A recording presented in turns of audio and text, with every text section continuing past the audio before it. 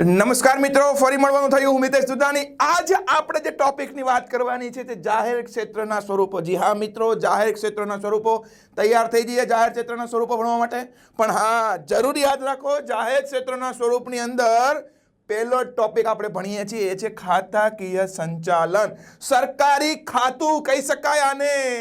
જી હા મિત્રો, જાહેર ક્ષેત્રોના સ્વરૂપોની અંદર જે ત્રણ સ્વરૂપો છે એમાંનું પહેલું સ્વરૂપ છે ખાતાકીય સંચાલન, બીજું સ્વરૂપ છે જાહેર નિગમ અને ત્રીજું સ્વરૂપ છે સરકારી કંપની.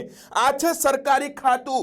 ખાતાકીય સંચાલનને બીજા શબ્દમાં સરકારી ખાતું કહી શકાય. આ સ્વરૂપમાંથી આપણે અત્યારે ભણીએ છીએ પ્રથમ સ્વરૂપ. મિત્રો, ભણીએ ખાતાકીય સંચાલન. સરકાર હંમેશા પોતાનું કામ કરતી હોય છે અને જુદા જુદા ખાતા સંભાળતી હોય છે.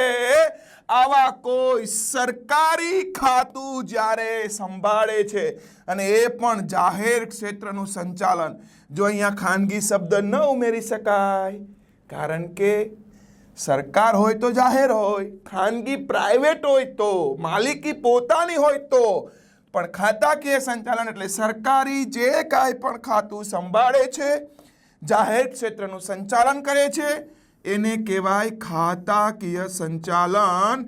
ગુજરાતી હજી સ્પષ્ટ કરીએ, સરકારી ખાતું. સરકારી ખાતા કેન્દ્ર અથવા રાજ્ય સરકાર દ્વારા સંચાલિત થતા હોય છે.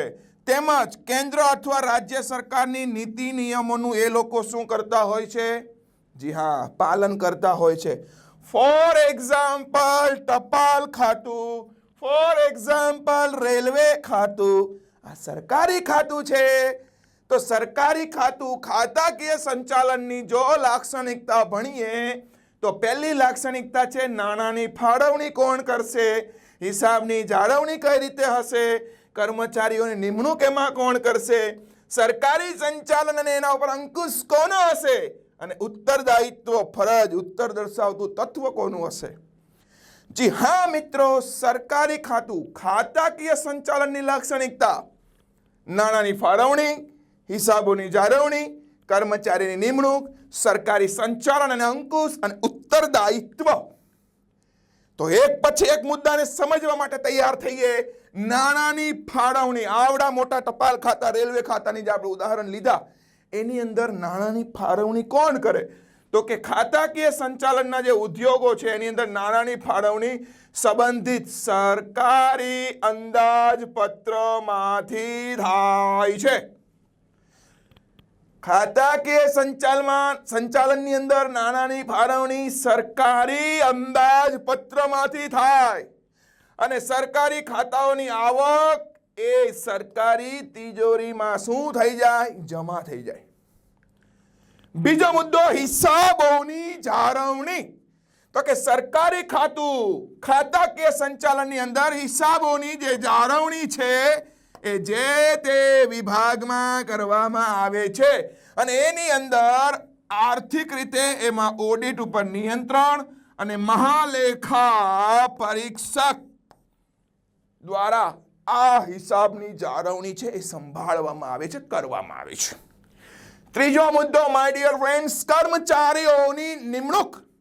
ખાતાકીય સંચાલનમાં કર્મચારીઓની નિમણૂક કોણ કરશે? યસ મિત્રો, કર્મચારીની નિમણૂક સરકારી કર્મચારી કહેવાય, પરંતુ નિમણૂક કરવા માટે સરકારી અધિકારીઓ હોય જેની અંદર એની ભરતી, નિમણૂક, સેવાની શરતો, રિઝ્યુમ બધું જમા કરેલું હોય, એની અંદર જણાવેલું હોય.